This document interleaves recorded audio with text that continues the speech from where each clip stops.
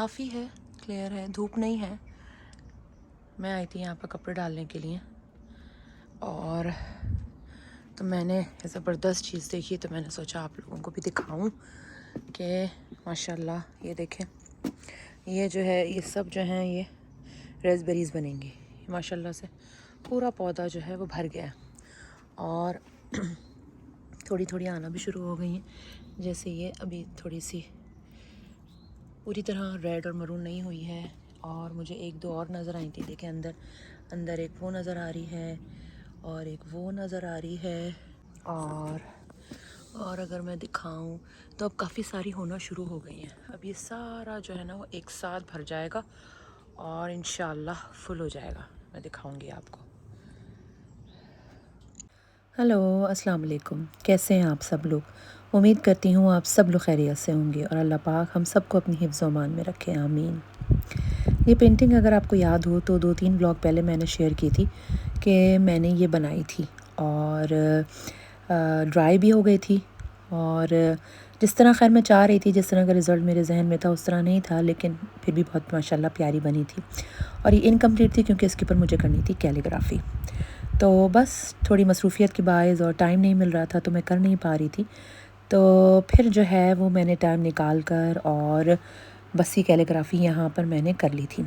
इसको 4 हिस्सों में मैंने डिवाइड किया था और उसके बाद फिर इसको मैं स्टिक कर रही हूँ। और ये माशाल्लाह बहुत बहुत प्यारी लग रही थी और बहुत ही इतना अच्छा रिज़ल्ट की मुझे उम्मीद नहीं थी, क्योंकि इसमें बहुत ही बारीक लिखा हुआ था और बहुत ही नाजुक सारी चीज़ें थी और मुझे उम्मीद नहीं थी कि इतना इंट्रिकेट।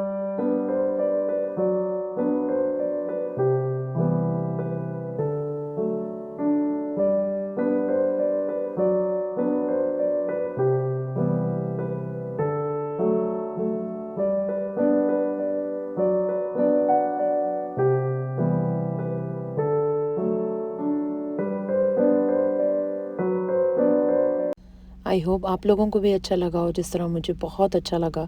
ये मैंने अपनी क्रिकेट मशीन से काटा है और उसके बाद बहुत माशाल्लाह प्यारा लगा था और बहुत खूबसूरती से सारा अटैच हुआ।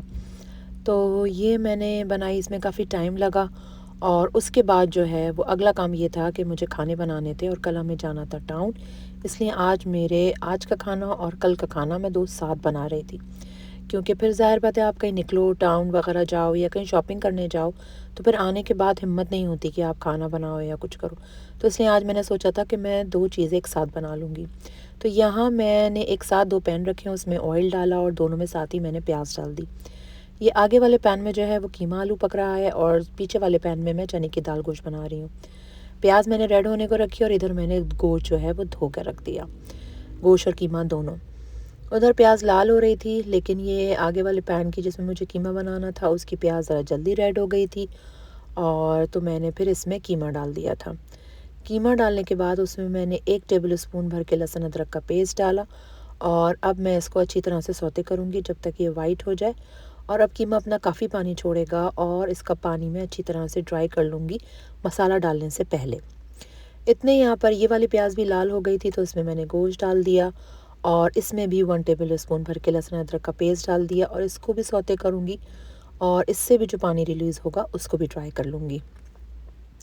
यहाँ ये कीमे का पानी ड्राई हो रहा है। दूसरी तरफ मैंने 2 प्लेटों में, क्योंकि मसाला दोनों का एक ही जैसा होगा, तो दोनों प्लेटों में टमाटर, 1 चमचा नमक, 1 चमचा पिसी हुई मिर्चें, 1 चमचा पिसा हुआ गरम मसाला, ज़रा सी हल्दी, 2 टीस्पून पिसा हुआ धनिया और 1 टीस्पून कश्मीरी लाल मिर्च डाल के दोनों में सेम मसाला डाल के मैंने तैयार कर लिया था। अब इस तरफ जो है वो कीमे का पानी अभी ड्राई हो रहा है, लेकिन गोश्त का पानी जो है वो अच्छी तरह से ड्राई हो गया है और तेल ऊपर आ गया था। तो इसमें मैंने जो अभी टमाटर और मसाले तैयार किए थे वो सारा मसाले डाल दूँगी और इसको अच्छी तरह से इसकी भुनाई करूँगी कि टमाटर अच्छी तरह से मैश हो जाए और अच्छी तरह से सारा मसाला भुन जाए, ताकि गोश्त की सारी स्मेल ख़त्म हो जाए। जब गोश्त की स्मेल ख़त्म हो जाएगी और मसाला अच्छी तरह से भुन जाएगा, तेल ऊपर आ जाएगा, तो उसके अंदर मैं फिर पानी डाल के और इसको गलने के लिए रख दूँगी। इधर जो है वो कीमे का पानी जो है तकरीबन वो भी ड्राई हो गया था। और अब मैं इसके अंदर यहाँ भी मसाले डाल दूँगी और इसको ज़रा सा मिक्स करूँगी, क्योंकि यहाँ पर भुनाई की ज़रूरत नहीं है। इसको मिक्स करने के बाद इसमें मैं 1 कप जो है वो पानी डालकर इसको ढक के रख दूँगी। जब पानी इसका खुश्क हो जाएगा और मसाला ज़रा भुन जाएगा तो फिर 1 कप पानी डाल के फिर भुनाई करूँगी, क्योंकि कीमे की अगर आप अच्छी तरह से भुनाई ना करें तो उसमें से भी स्मेल आती है।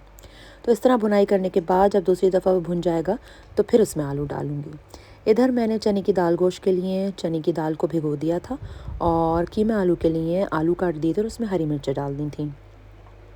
कीमा अभी भुन रहा था, पानी डाला हुआ था और इधर जो है वो चने की दाल गोश्त को देखें, इसमें तेल ऊपर आ गया था और सारा पानी बिल्कुल ड्राई हो गया था और टमाटर भी अच्छी तरह से मैश हो गए थे।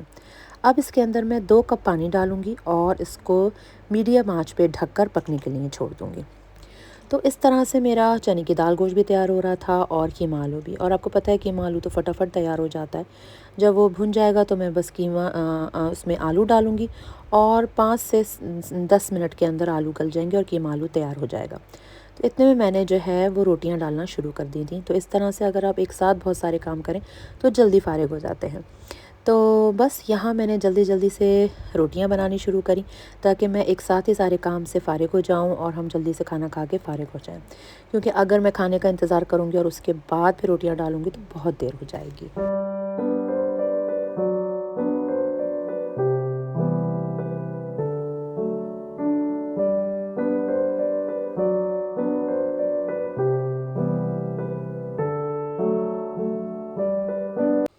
और ये देखें यहाँ साथ-साथ जो है वो कीमे की भुनाई हो गई थी, पानी खुश्क हो गया था और तेल ऊपर आ गया था। तो यहाँ पर मैंने फिर इसके अंदर आलू डाल दिए और थोड़ा-सा पानी डाल के ढककर इसको दरमियानी आँच पे रख दिया।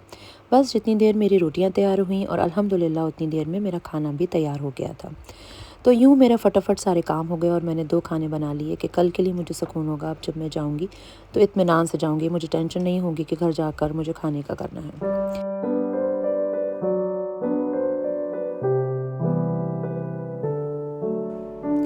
तो बस यहाँ मेरी रोटियाँ भी तैयार हो गई थीं और साथ-साथ मैंने जो है वो लॉन्ड्री भी लगाई हुई थी। तो बस बहुत सारे काम एक साथ हो रहे थे और आजकल समर है और बड़े दिन हो गए हैं, तो यहाँ पर काफ़ी देर तक रोशनी रहती है, तकरीबन 9:30 पौने 10 तक रोशनी रहती है। तो बहुत अच्छा लगता है और हम लोग ज़्यादातर टाइम अपना गार्डन में गुजार रहे होते हैं, क्योंकि वहाँ ज़ाहिर है हवा होती है, ठंडक होती है, तो बहुत अच्छा लगता है। बहरहाल यहाँ मेरा खाना तैयार हो गया था, आलू गल गए थे, तेल ऊपर आ गया था अल्हम्दुलिल्लाह और फिर मैंने इसको हरे धनिये से गार्निश कर दिया और यूँ मेरा खाना तैयार हो गया। तो बस फिर हमने खाना भी बाहर ही खाया। जैसे आपको लग रहा होगा कि कितना अच्छा मौसम हो रहा है, हम सब बाहर ही बैठे थे, यहाँ हमने खाना खाया और बस आज का व्लॉग यहीं तक। अगर आपको मेरा व्लॉग ज़रा सा भी अच्छा लगा है तो प्लीज़ इसको सब्सक्राइब कीजिए, लाइक कीजिए, अपनी फ्रेंड्स और फैमिली के साथ शेयर कीजिए और मुझे कमेंट्स कीजिए। इंशाल्लाह फिर आपसे अगले व्लॉग में मुलाकात होगी और इस दुआ के साथ इजाज़त लूँगी कि ज़िलहज का महीना शुरू हो गया है। अल्लाह पाक इस महीने के सदक़े हम सब पर अपनी रहमतों के साए रखे और हमें भी अपने घर की ज़ियारत नसीब करे और हज करने वाले हाजियों में हमारा नाम भी शामिल कर दे। आमीन। मुझे भी अपनी ढेर सारी दुआओं में याद रखिएगा। अल्लाह हाफ़िज़।